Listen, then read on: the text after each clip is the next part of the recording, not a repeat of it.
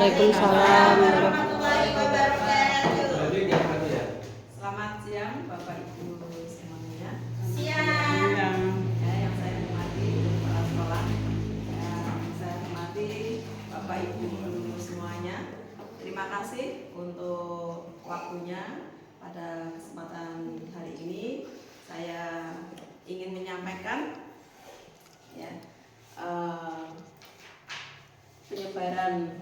menyebarkan pemahaman dan pengalaman dalam penerapan budaya positif kepada Bapak Ibu sekalian. Sebelumnya,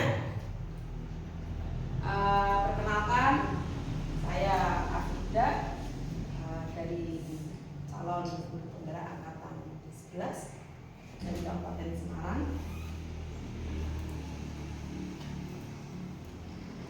Di sini budaya positif itu ada beberapa, yaitu pertama ada perubahan paradigma baru, ada disiplin positif, terus ada kebutuhan dasar manusia, motivasi perilaku manusia, keyakinan kelas, lalu ada 5 posisi kontrol, dan yang terakhir ada segitiga restitusi.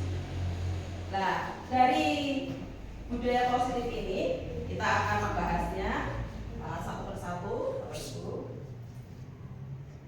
Nah, yang pertama dari paradigma baru. Kita sekarang sudah memasuki di era kurikulum Merdeka Belajar. Bapak Ibu sudah sekarang semuanya dari kelas 1 sampai kelas 6 semuanya sudah menggunakan kurikulum Merdeka Belajar.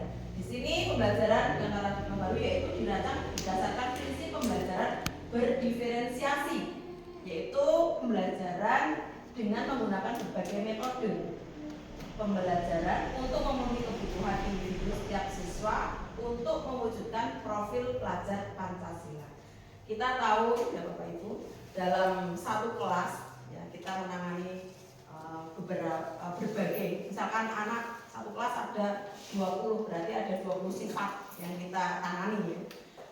Jadi apalagi seperti saya guru agama, saya dari kelas 1 sampai ke kelas 6 saya hafal dan saya harus menangani ya dari anak kelas 1 100 sekian anak gitu ya. Jadi saya harus ini seperti ini seperti ini, jadi begitu. Ini yang dimaksud dengan berdiferensiasi ya. Untuk mewujudkan profil pelajar Pancasila sesuai dengan kurikulum Merdeka. Nah, di sini Bapak Ibu, profil pelajar Pancasila sudah Bapak Ibu ketahui dan Bapak Ibu mungkin sudah hafal ya Bapak Ibu semuanya ya.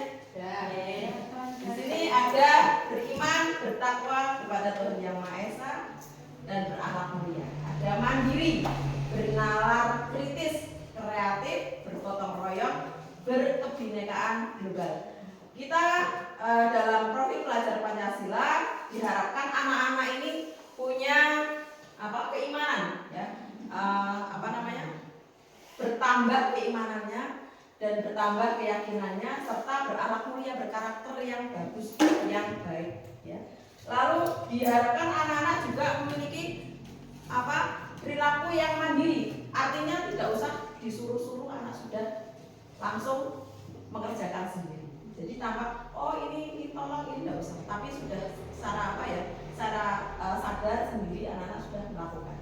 Terus bernalar kritis, itu memang anak zaman sekarang memang seperti itu ya.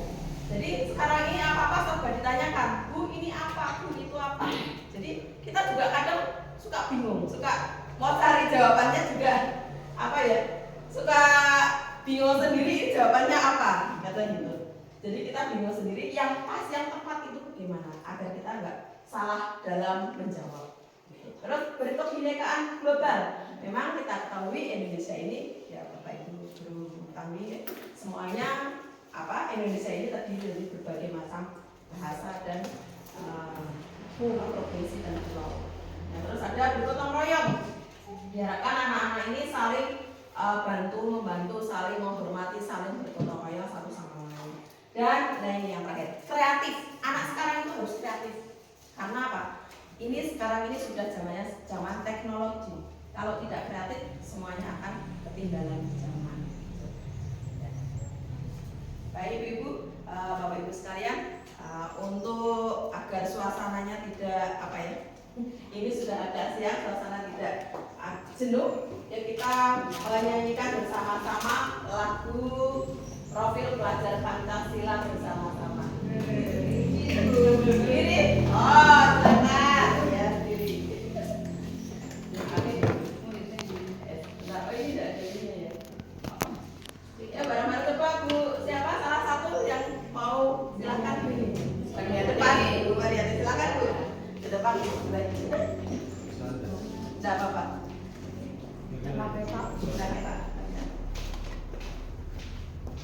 Oh ini mic-nya speakernya kurang. Ya depan silakan Bu. Ya 1, 2, 3. Ya cukup. Ya betul betul Bu. Ya.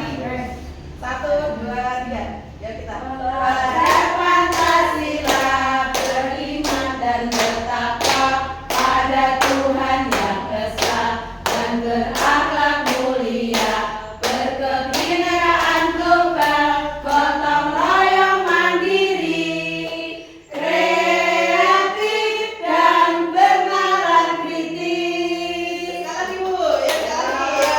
Biar kompak. 1, 2, 3. Boleh kekreatifan masing-masing ya Bu. Oh ya ya.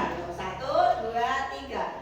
Pelajar Pancasila beriman dan bertakwa pada Tuhan yang esa dan berakhlak mulia, berkebinekaan global, gotong royong mandiri, kreatif dan bernalar kritis. Kreatif dan bernalar kritis. Terima kasih Bu, Bapak Ibu semuanya, terima kasih. Terima kasih Bu Mayati ya sudah menyanyikan lagu Profil Pelajar Pancasila. Begitu ya Bapak Ibu. Untuk selanjutnya ini ada tempat-tempatan ini Bapak. Coba gambar. Coba siapa yang bisa menebak ini? Ini kira-kira sudah ada. Ternyata sudah ada jawabannya tuan duluan. Ya, ini tidak apa-apa. Tantangan seru gitu ya Bapak Ibu ya. Ini ada tantangan, terus ada kata seru. Gitu ya. Jawabannya tantangan seru. Kelihatannya tapi ini kurang seru ya karena jawabannya sudah muncul ternyata. Oke, kita lanjutkan pada disiplin positif. Kita sering mendengar kata-kata namanya disiplin. Yang terbenak, yang terbayang di benak kita, disiplin itu biasanya apa gitu? Taat, patuh, tertib ya. Terus harus apa? Ya, jadi apa yang terbenak di pikiran kita itu taat, patuh, ya, tanggung jawab. Nah ini. Kebanyakan orang akan menghubungkan kata disiplin dengan kata ya tadi yang Bapak Ibu apa? Jawab ya, kata tertib, teratur, kepatuhan, ada peraturan. Ya, kata disiplin ini sering juga dihubungkan dengan hukuman. Iya enggak Bapak Ibu? Ya. Ya. Padahal itu sungguh berbeda karena belajar tentang disiplin positif tidak harus dengan memberi hukuman. Justru itu adalah salah satu alternatif terakhir dan kalau perlu tidak digunakan sama sekali. Apakah Bapak Ibu masih menggunakan hukuman? Tidak. Ya, sekarang ini pembelajaran memang harus menyenangkan. Nah ini disiplin positif merupakan salah satu cara untuk menerapkan disiplin yang berbeda untuk menumbuhkan kesadaran serta memberdayakan peserta didik tanpa imbalan penghargaan, ya, reward, ancaman ataupun hukuman. Ya. Jadi ini disiplin positif tujuannya kan. Ya. Lalu dalam budaya kita makna kata disiplin ini dimaknai menjadi sesuatu yang dilakukan seseorang pada orang lain untuk mendapatkan kepatuhan. Itu disiplin itu ya. Biasanya kita begitu budaya kita. Kita cenderung menghubungkan kata disiplin dengan ketidaknyamanan. Jadi kalau kita mengatakan oh ini harus on time begini, sepertinya kita kayak di penjara gitu. Harus melakukan sesuatu yang biasanya tidak kita lakukan itu seperti kita seperti mendapat hukuman gitu. Kita itu ya yang dimaksud dengan disiplin positif tadi bukan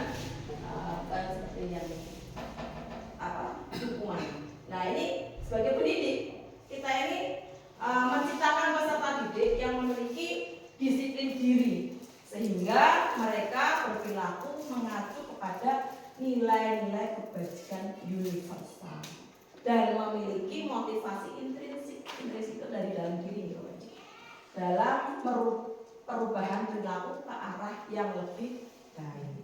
Ya, ini tujuannya dari disiplin positif.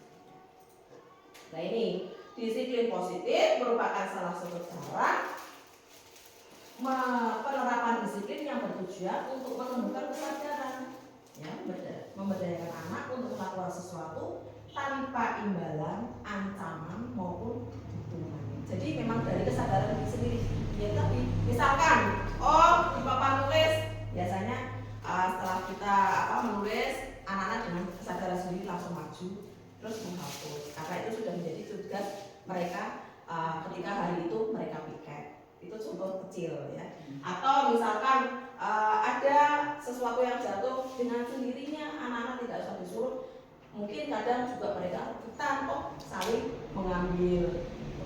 Misalkan ada lagi kalau melakukan sesuatu yang kira-kira misalkan contoh disuruh menyapu, tidak usah disuruh, tapi tidak sendiri. Itu kesadaran intrinsik. Lalu selanjutnya ada kebutuhan dasar manusia. Ya, manusia ini memiliki kebutuhan dasar apa itu? Ya, kebutuhan untuk bertahan hidup, ya, kasih sayang dan rasa terima, terus penguasaan, kebebasan dan kesenangan. Kita membutuhkan ini semua nggak Bapak Ibu? Ya. Membutuhkan, ya. Bertahan hidup dengan cara makan. Kasih sayang dan merasa diterima. Dipeluk, ya. Jangan caper tapi ya. Caper gitu. Penguasaan merasa jadi mungkin penguasaan ini merasa bisa penguasaan atau merasa saya ini bisa dan sebagainya. Terus kebebasan, kita butuh kebebasan nggak? Yes. Ya. Butuh kebebasan? Butuh, ya. Ya, kita sudah 1 minggu bekerja. Kita dari Senin sampai Sabtu, ya. Kita seperti kita kayaknya ingin me time. Me time. Kita ya sekali-kali 1 bulan sekali kita ke salon gitu.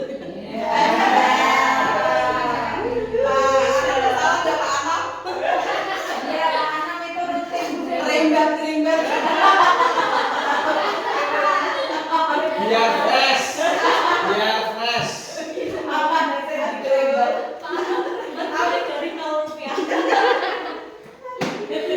Ya itu ya. Jadi kita juga perlu me time Bapak Ibu, ya. Jadi tidak biar pikiran kita ini fresh, ya.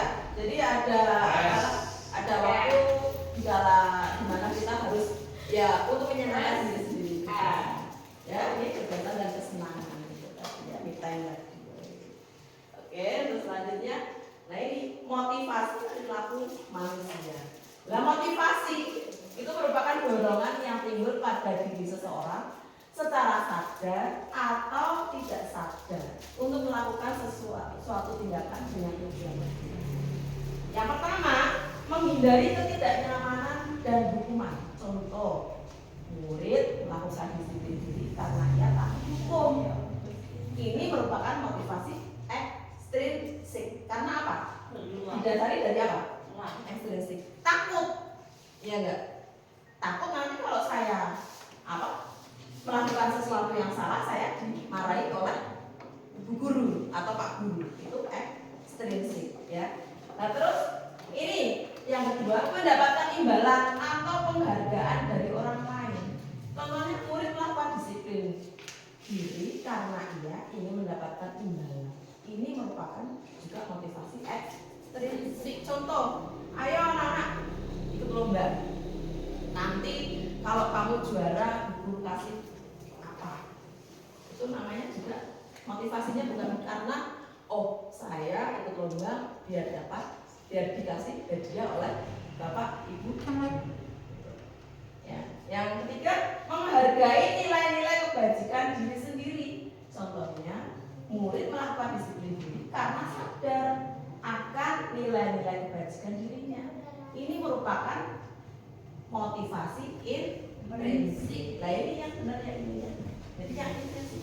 Jadi ini motivasi ini tujuannya memang untuk anak-anak ini sadar dari dirinya sendiri, dari dalam dirinya sendiri. Contoh tadi, misalkan ada papan tulis yang kotor, langsung dengan sendirinya tidak usah disuruh, langsung membersihkan. Ya. Untuk selanjutnya Bapak Ibu, konsep disiplin dengan identitas gagal. Jadi disiplin tapi gagal. Ini yang bagaimana? Nah, contohnya itu hukuman. Ya, hukuman ini menyakitkan nggak Bapak Ibu? Menyakitkan. Apalagi bentuk verbal. Verbal itu dari mulut ya. Misalkan ngomong yang gurunya ngomong yang kasar. Itu anak-anak itu bisa sampai nanti dewasa. Dulu saya itu di SD diginikan sama Bapak Ibu guru saya. Itu nggak Bapak Ibu? Iya. Mungkin Bapak Ibu juga pernah mengalami atau pernah punya kenangan tersebut. Mungkin semuanya punya. Terus hukuman itu tidak nyaman, benar nggak Bapak Ibu? Ya. Murid menjadi takut. Rasanya mau melakukan ini takut salah, kalau ini takut salah. Akhirnya jadi anak yang ya itu yang introvert ya, yang apa-apa mau ini salah mau takut. Murid ya minder juga akhirnya kan gitu ya. Terus murid menyembunyikan kesalahan. Akhirnya apa? Karena nanti kalau saya ini ngomong jujur saya dihukum. Akhirnya menyembunyikan kesalahan. Akhirnya bagaimana? Berarti akhirnya berbohong, tidak berkata jujur. Terus ini ada penghargaan. Penghargaan itu tidak efektif Bapak Ibu. Ya. Contoh tadi, misalkan kamu nanti ikut lomba, guru berikan A dengan apa sesuatu. Ya, itu penghargaan. Terus mematikan kreativitas. Jadinya apa? Kalau saya tidak ikut lomba, saya tidak usah berkreasi, saya tidak usah bisa begini, bisa begini. Artinya saya tidak usah ikut lomba. Berarti kan artinya anak tidak punya kreativitas, tidak punya pengalaman juga. Terus yang selanjutnya merusak hubungan dengan siapa? Dengan temannya.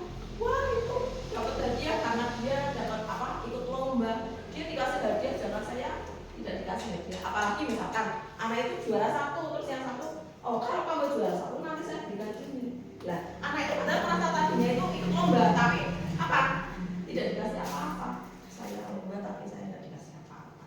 Ada yang begitu Bapak? Mungkin juga ada kita. Ya ini penghargaan itu ya tadi ya, tidak efektif, mematikan kreativitas, merusak hubungan. Ya. Jadi sifat iri, namanya manusia itu pasti punya sifat iri ya. Dia harus. Bu, ini Pak. Ya. Kesepakatan kelas itu seandainya ya kalau kita ini kan yang membuat kesepakatan apa? Iya. Gitu. Nanti kita ke situ ya. Nanti ada kesepakatan. Oke. Terima kasih Bu pertanyaannya. Nah ini di sini kita ada konsep disiplin dengan identitas sukses. Artinya disiplin yang benar. Nah ini ada restitusi. Nah ini murid bertanggung jawab untuk perilakunya.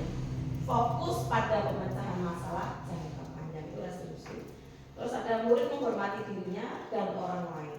Murid bersemangat memperbaiki kesalahan. Terus ada konsekuensi. Konsekuensinya bagaimana penguatan jangka pendek. Terus ada perlu monitoring berkelanjutan. Artinya monitoring itu dipantau terus. Orang ini bagaimana. Terus murid menghormati peraturan stimulus respon.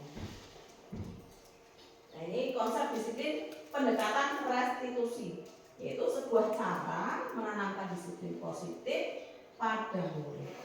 Nah, jadi pengertian restitusi apa? Nah, restitusi adalah proses menciptakan kondisi bagi murid untuk memperbaiki kesalahan mereka sehingga mereka bisa kembali pada kelompok mereka dengan karakter yang lebih kuat. Ini kata Pak Gosen. Pak Gosen. Nah, ini ciri-ciri restitusinya apa? Yang pertama, ini bukan menebus kesalahan. Restitusi itu bukan menebus kesalahan, namun belajar dari kesalahan. Contoh misalkan ada anak naik di pagar sekolah. Nah,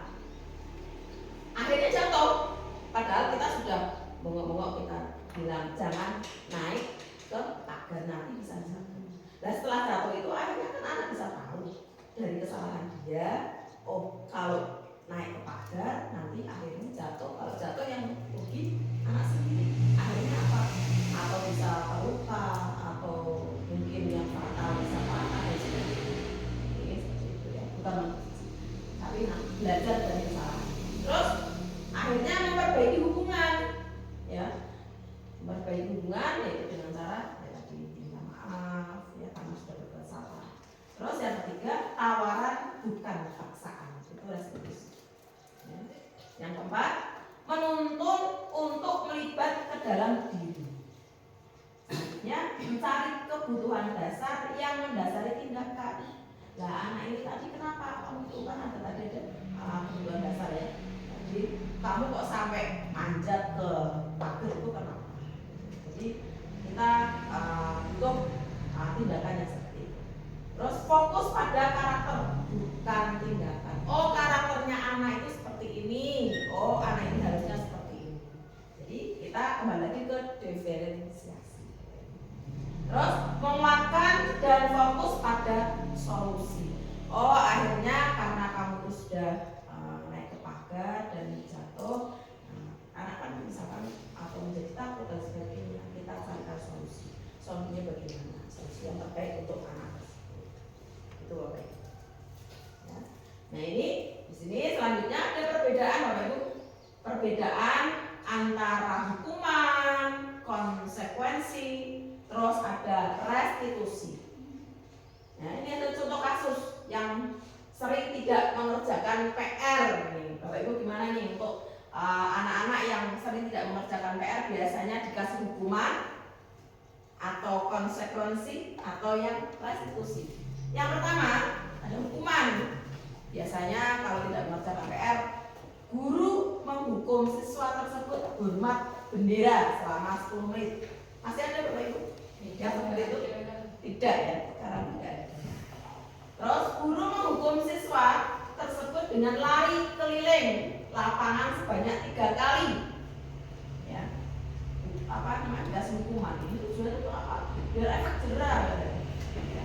Guru marah dan murid menjadi takut.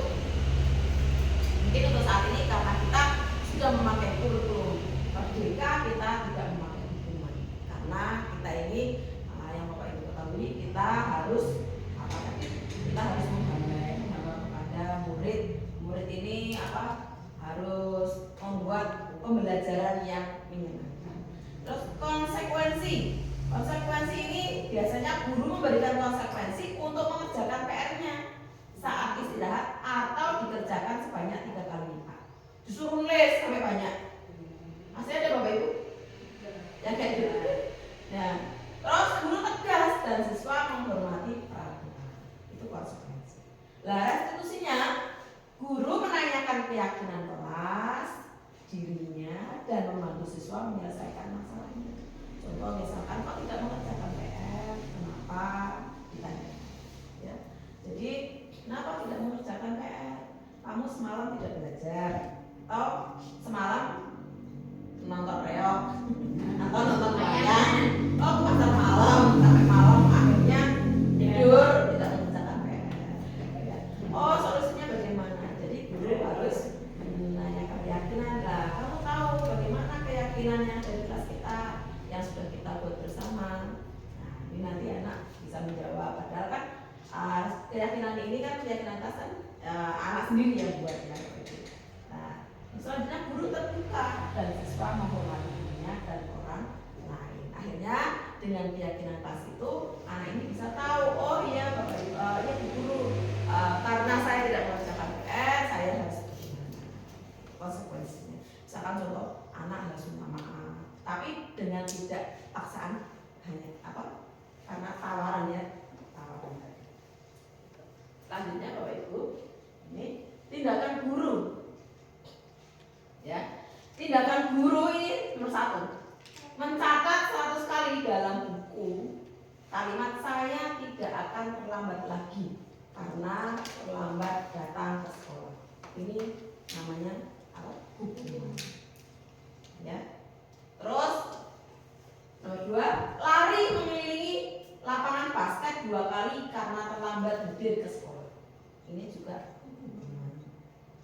murid diminta untuk push up sebanyak 15 kali. Masa ada Bapak Ibu?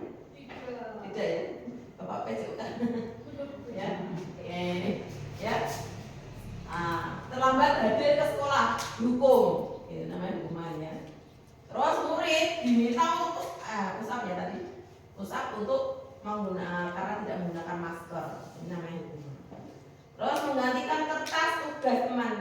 yang telah dia coret-coret. Biasanya kan anak suka usil gitu ya, mencoret-coret milik temannya. Ini namanya konsekuensi. Terus membersihkan tumpahan air di meja tulis karena tersenggol pada saat belajar. Itu sudah biasa begitu ya.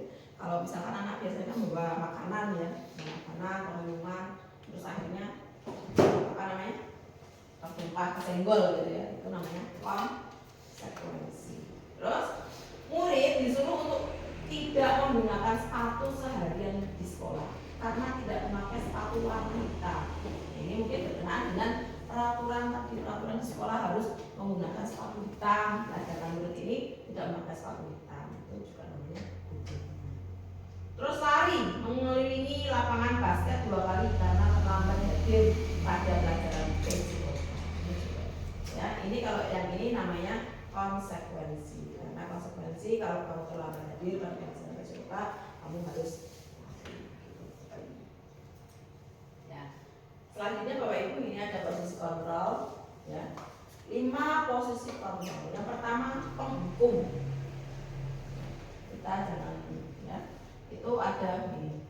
Penghukum, pembuat rasa bersalah, pemantau, berteman, manajer. Kira-kira kalau Bapak Ibu sebagai guru itu pilih yang mana ya? Manajer. Manajer. Betul? Ya.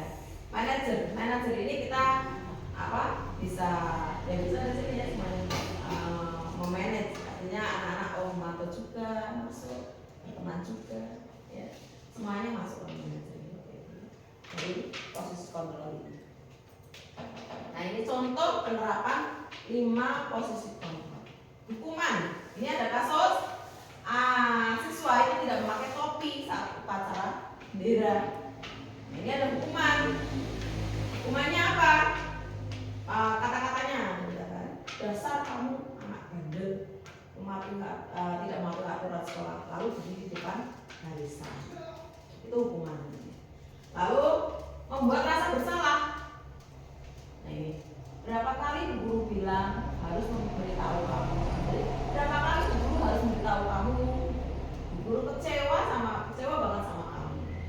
Itu akhirnya anak merasa bersalah. Jadi, jangan sampai kita mengucapkan kata-kata seperti itu. Lalu kalau kita posisi kita sebagai teman, ayolah yang tertib berseragam buat guru bangga. Kali ini tidak apa-apa, kamu salah.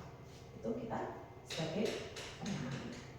Nah kalau pemantau, kamu sudah melanggar apa peraturan dan konsekuensinya. Itu yang pemantau ini.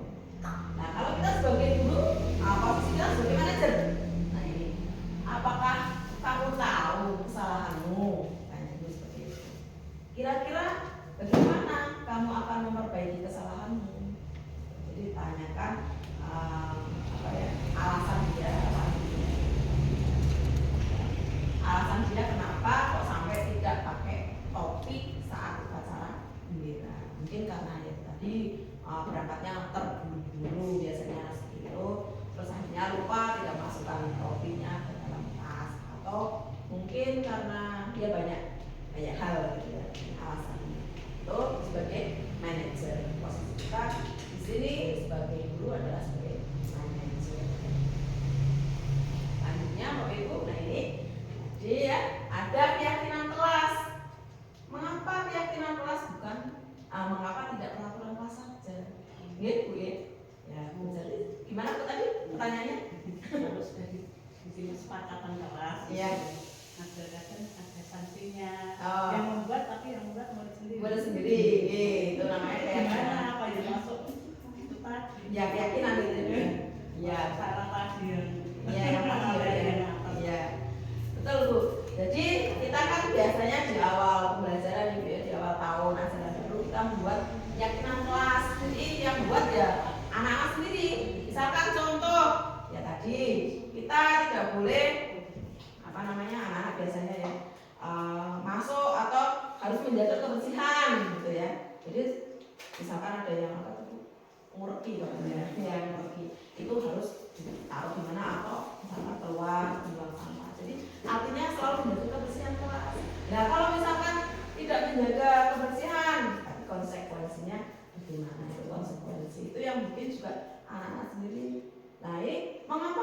memiliki peraturan tentang penggunaan helm contohnya ini pada saat mengendarai kendaraan roda 2 atau sepeda motor. Mengapa? Karena biar selamat ya.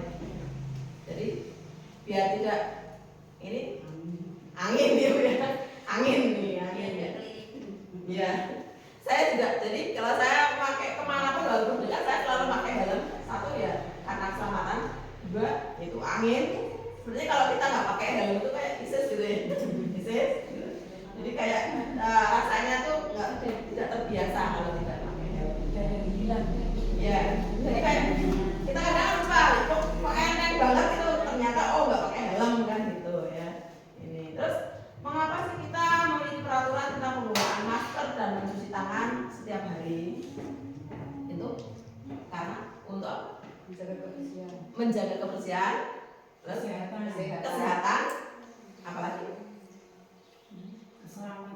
keselamatan, keamanan, ya. Kita selalu saat ini ya, apalagi kemarin kita di posisi COVID ya. Kita harus selalu memakai masker. Maskernya setiap berapa detik atau berapa jam kita harus ganti? 4 jam ya, harus ganti ya, ganti masker dan selalu mencuci tangan setiap hari. Itu kita itu harus demi keamanan. Artinya keyakinan kelas ini dibuat harus senyaman mungkin. Bagaimana anak-anak bisa belajar dengan nyaman dan aman. Ya. Selanjutnya, nah ini bagaimana pembentukan keyakinan kelas? Yang pertama, keyakinan kelas itu dibuat pernyataan yang abstrak. Artinya tidak kalau abstrak itu berarti semua ya, kayak semuanya mencakup semuanya. Terus sedikit saja agar mudah diingat. Jadi jangan sampai ya tulisannya yang banyak gitu ya. Misalkan kalau kamu ini harus peraturan kebersihan karena begini itu anak jadi tidak ingat. Mungkin contoh misalkan menjaga kebersihan ya itu sedikit kalimatnya sedikit yang mudah diingat. Terus ya contoh kayak 5S ya, 5S kita harus ya 5S itu guru misalkan itu senyum, salam, sapa, sopan, santun gitu. Ini berupa pernyataan universal ya, jadi yang menyeluruh universalnya gitu. Jadi tidak yang misalkan kata-kata yang yang tidak bisa untuk digunakan semuanya. Terus sesuai dengan kondisi kelas agar mudah diterapkan. Artinya antara kelas 1 sampai kelas 6 mungkin keyakinan kelas juga berbeda, tidak sama karena sesuai dengan kondisi kelas masing-masing. Ya. Kondisi kelas 1 karena kelas 1 kan mungkin kalau untuk menjaga kebersihan belum begitu ya, belum begitu ini tidak seperti kelas 6. Kalau kelas 6 kan ini kotor, langsung dengan sendirinya dibersihkan. Mereka tahu ya. Tapi kelas 1, kelas 2 yang artinya kelas rendah ya, masih harus ya kebersihan ini masih harus gurunya yang terus mengingatkan. Tapi kalau yang untuk kelas 4 ke atas itu mereka sudah agak sadar ya untuk menjaga kebersihan. Nah, ini selanjutnya dibuat dalam bentuk positif. Ya, itu sudah pasti ya Bu ya. Sudah pasti. Kita nggak mungkin dong maksudnya buat peraturan kelas tapi kata-katanya yang mohon maaf, kata-kata yang kasar, kata-kata yang pasti kata-katanya positif ya. Tadi seperti menjaga kebersihan, terus menerapkan 5S, terus apalagi Bu? Ada lagi? Contohnya? Ya? Pembiasaan pagi. Misalkan tadi kalau 5S itu kan sopan santun, misalkan masuk kelas kita harus mengucapkan salam, minta izin apabila kita mau keluar gitu ya. Itu keyakinan kelas. Ya. Sekarang ini memang namanya keyakinan kelas itu.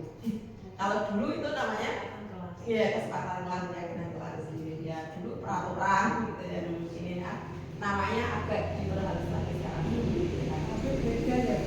Ya.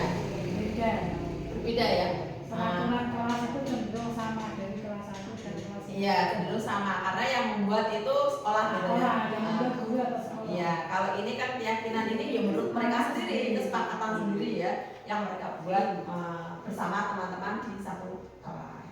Nah ini yang terakhir ini tadi betul semua warga kelas dilibatkan satu buat. Artinya apa? Jadi kayak ibu gurunya yang memberi petunjuk, terus anak-anak yang membuat harus kamu satu, dua, tiga anak-anak bagaimana. Jadi mereka harus punya urun rembuk, katanya ya, harus punya urun rembuk. Bahasa Jawanya urun rembuk. Ya ini juga sebenarnya keyakinan kelas ini juga melatih anak-anak untuk apa? Mereka itu dengan tidak sadar yaitu untuk saling bermusyawarah ya. Jadi gotong royong juga akhirnya ke sana ya, yang tadi ya. Untuk bergotong royong, satu musyawarah, artinya terus juga melibatkan anak untuk akhirnya anak ini bisa bernalar kritis ya. Karena apa? Dengan mengeluarkan pendapat otomatis anak-anak ini kan berpikir kan. Dari berpikir itu memang ditujukan untuk ke sana anak ini biar bernalar kritis. Nah ini selanjutnya Bapak Ibu ada segitiga restitusi ya. Nah ini dalam segitiga restitusi ini ada 3 ya. Yang pertama menstabilkan identitas ya. Menstabilkan identitas ini kita semua akan melakukan hal terbaik apa yang kita lakukan. Yang kedua ini ada memvalidasi tindakan yang salah. Jadi semua perilaku ini memiliki alasan seperti kita ya Bapak Ibu ya. Kita juga kalau misalkan berbuat sesuatu kita pasti memiliki alasan ya. Tapi jangan sampai kita ngeles ya. Artinya kita membuat alasan, jangan sampai seperti itu ya. Terus yang ketiga menanyakan keyakinan ya. Kita semua memiliki keyakinan internal ya. Artinya saya ini juga punya keperluan saya tidak bisa diwakilkan dan sebagainya. Mereka juga seperti itu anak-anak itu ya. Jadi contoh itu tadi misalkan anak-anak terlambat, pasti kita harus tanyakan bagaimana, kenapa kok sampai kamu terlambat, alasannya apa. Jadi jangan sampai, kamu kok datang terlambat ini jam berapa? Gitu, model dulu. Ini jam berapa? Kamu jam berapa? Baru udah jam 7 lebih kok baru datang masuk ke kelas kan gitu.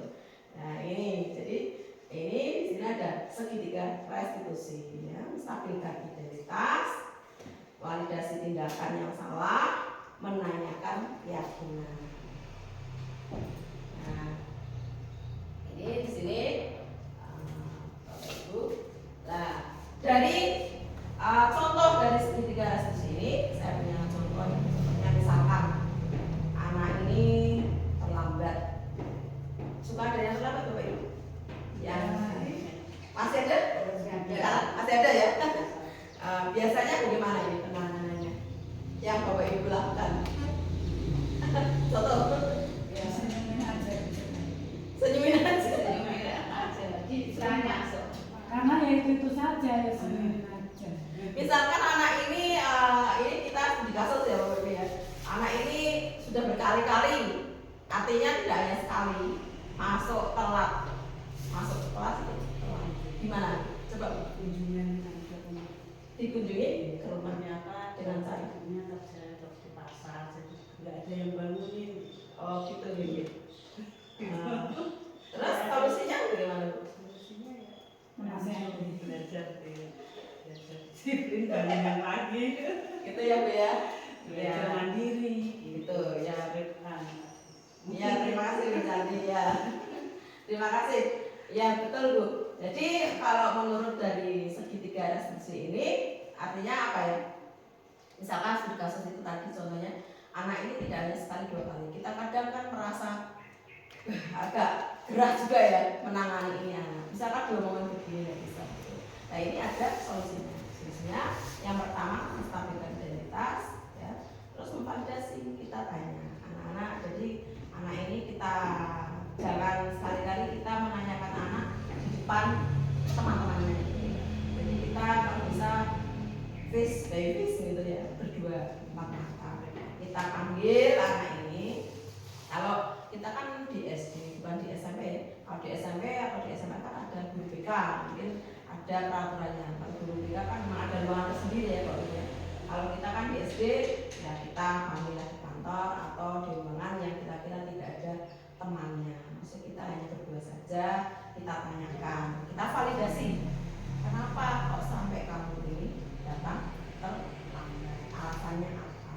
Gitu kan? Tanya, oh alasannya begini. Misalkan tadi seperti yang saya di awal, oh nonton reog, gitu kan?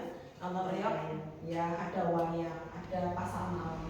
Nah anak-anak ini biasanya kan mengikuti orang tua atau memang keinginannya dia sendiri. Kalau reog itu karena saking senengnya, saking cintanya dengan reog, kalau belum jam 12 belum pulang, gitu ya. Itu di tetangga saya juga ada yang gitu. Jadi kalau belum jam 12 itu belum pulang. Jadi ini kita validasi ya, boleh misalkan kamu ini nonton reog, tapi kan harus tahu kalau besok sekolah. Artinya sekolah berangkatnya jam berapa sesuai dengan keyakinan kelas yang sudah kita buat bareng. Ya, misal, nah setelah itu kan anak bisa menjawab, oh ya bu guru, keyakinan kelas yang sudah kita buat masuk kelas itu jam 7. Gitu. Nah ini tadi kamu jam berapa masuk ke datang ke sekolah? Saya jam datang ke sekolah dan artinya kamu berarti sudah bagaimana kalau tadi keyakinan kelas jam 7 kamu datangnya lambat, dengan sendirinya ini akan mengetahui kesalahan. Artinya oh ya guru berarti saya ini sudah melanggar keyakinan kelas yang tidak kita buat. Itu anak bisa kalau begitu saya mohon maaf guru karena saya sudah melakukan kesalahan. Itu yang kita harapkan seperti itu ya. Jadi anak-anak ini bisa dari segitiga restitusi ini dengan kita menanyakan, tidak kita menghukum atau menjustis ataupun apa yang tadi ya hukuman atau kita marah ya, tapi kan ya kita carikan solusinya ya. Solusinya yaitu tadi. Jadi anak ini perlu dukungan juga dari kita Bapak Ibu sebenarnya ya.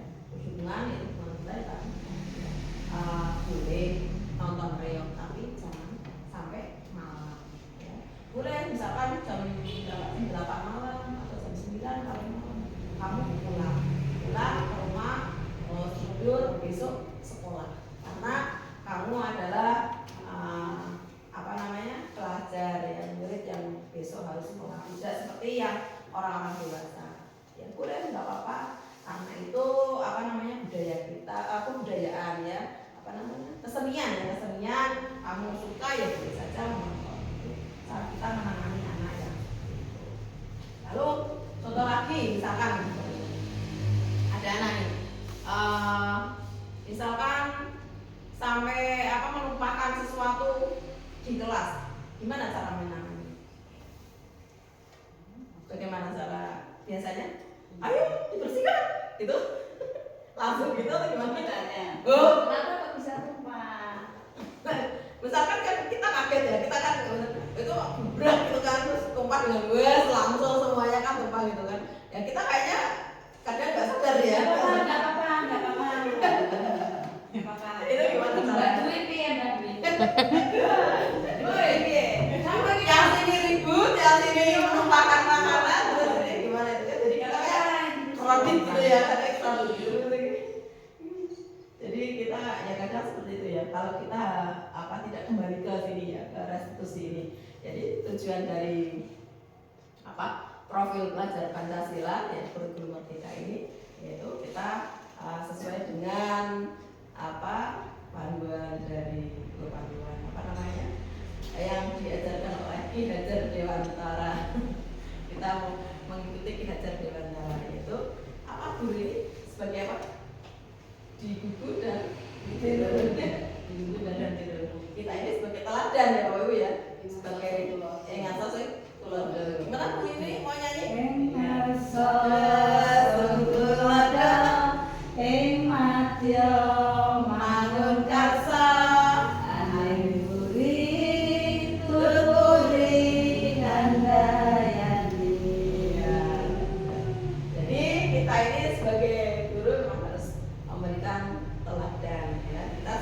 role model. Jadi apapun yang kita lakukan, apapun yang kita kerjakan itu anak itu selalu mengikuti kita. Wah, contoh ya, wah contoh bijak itu ini loh, maksudnya walaupun apa namanya, tapi masih energi. Oh, olahraganya masih, senangnya masih, wah masih apa namanya, masih kuat, masih dan Pingpong. oh pingpong. Wow, saya wow. Oh, gitu. Nah ya itu perlu menjadi apa namanya, bisa anak-anak jadi saya pengen seperti dulu.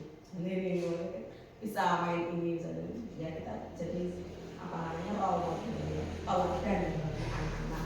Misalkan kok ada gurunya yang misalkan dalam tanda kutip maaf, misalkan nggak sopan, anak pun pasti akan menunjukkan kita. Jadi kita ini seperti kayak apa ya, yaitu artis lah, contoh artis. Anak ini kan suka ya dengan artis ya. Oh artis terus seperti ini, pasti wah artis ini memakai ini, pasti pada tiru pakai apa? Iya idola gitu ya. Kita harus menjadi idola anak-anak. Gitu. Misalkan wah Bu Mariati selalunya smile, selalunya begini, energi. Nah selalu pakainya yang apa? Ya. Kadang kita itu pakai gelang itu ya, Bapak Ibu ya. Kita pasti anak-anak guru gitu. Gitu ya. Pakai apapun itu pasti dikomen sama anak-anak itu. Ya makanya anak-anak sekarang itu memang kritis dan ya itu selalu kepo. Kepo dengan ya. Nah dengan kepoan anak itu lah itu kita gunakan itu ya, dengan kepoan anak-anak itu kita gunakan bagaimana caranya anak itu selalu kepo dengan kita gitu kan. Jadi kita berikan mereka teladan-teladan yang baik gitu. Jadi di antaranya tadi kita ke atas ya. Tadi hari ini Bapak Ibu terima kasih sudah meluangkan waktunya. Kita sudah belajar mengenai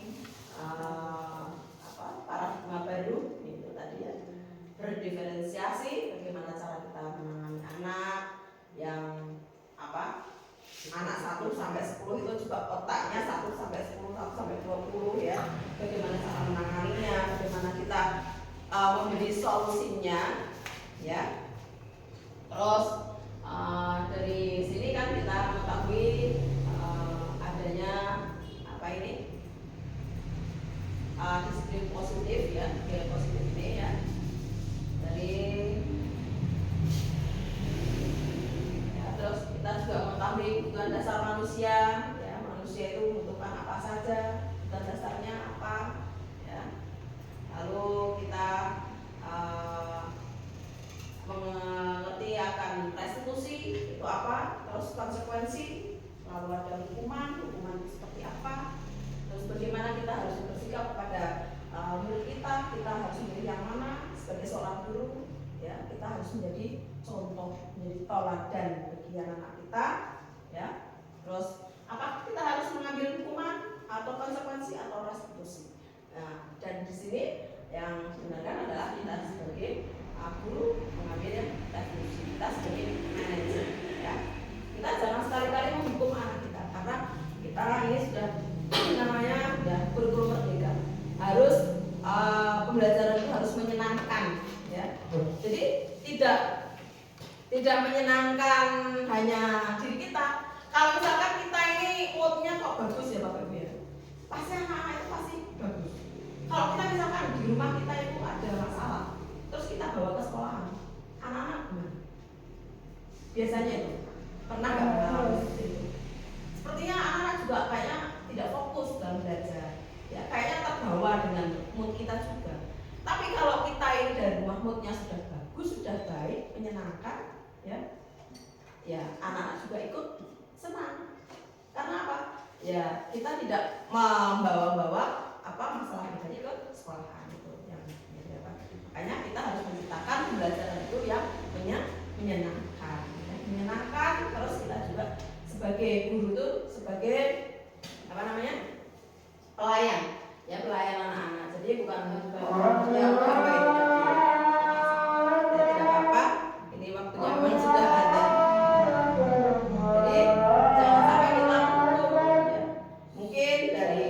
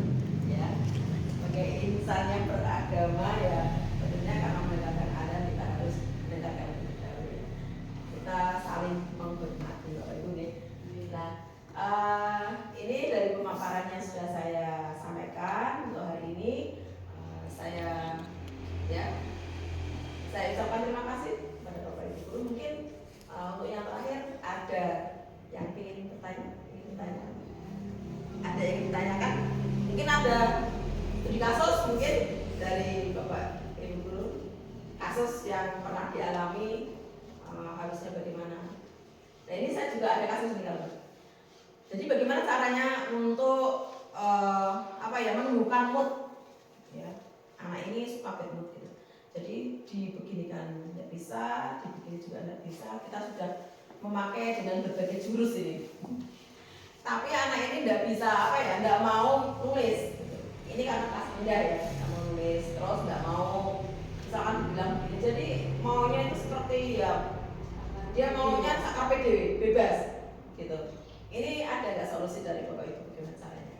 Dari kalau kita lihat dari restitusi ini, ketika restitusi bagaimana ini? Coba ada solusinya gimana?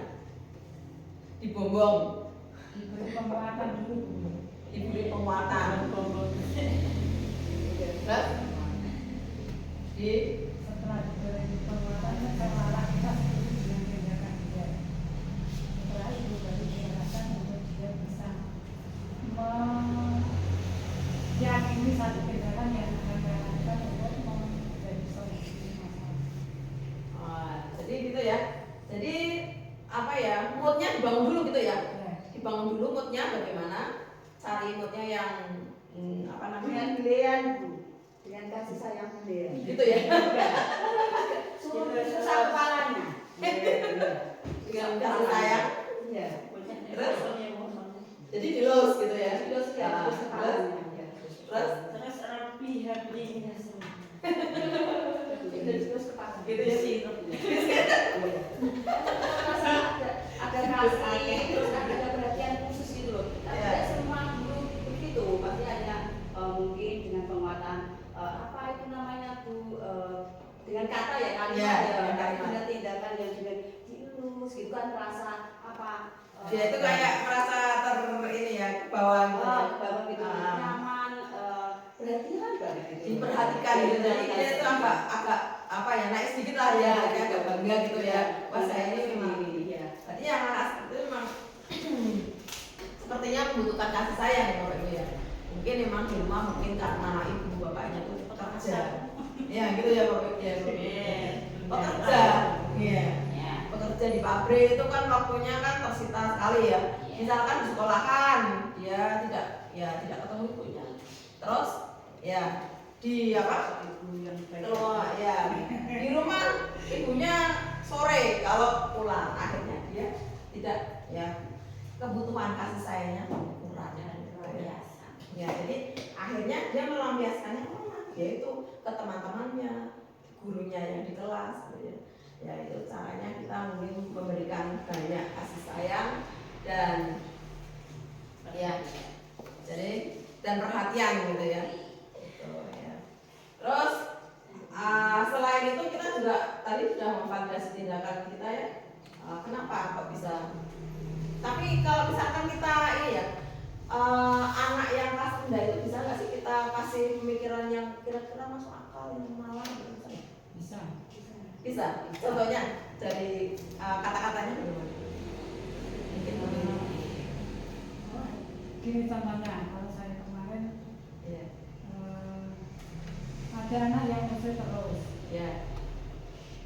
Nanti kalau kamu musik terus dengan saya bisa, dengan saya teman-teman gak bisa, orang tua gak bisa. Nanti Tuhan loh yang mengingatkan.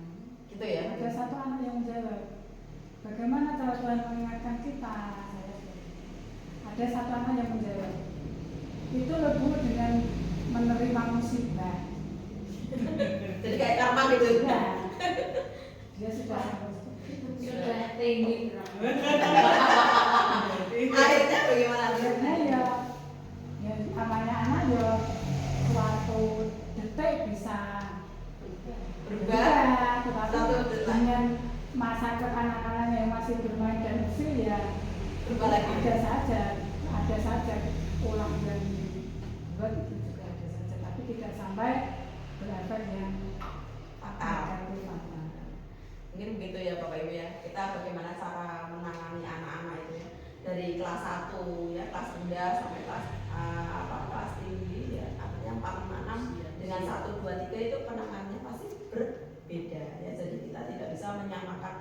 anak kelas 1 harus kita kata-katanya sama dengan anak kelas 6. Gitu kan?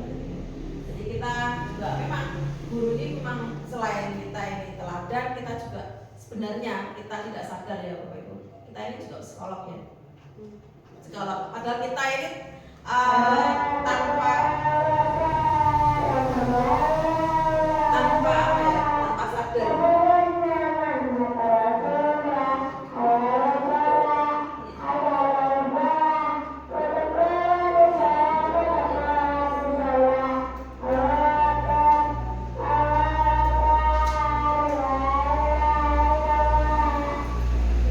Kita ini sebagai psikolog tapi tanpa nama, tanpa gelar.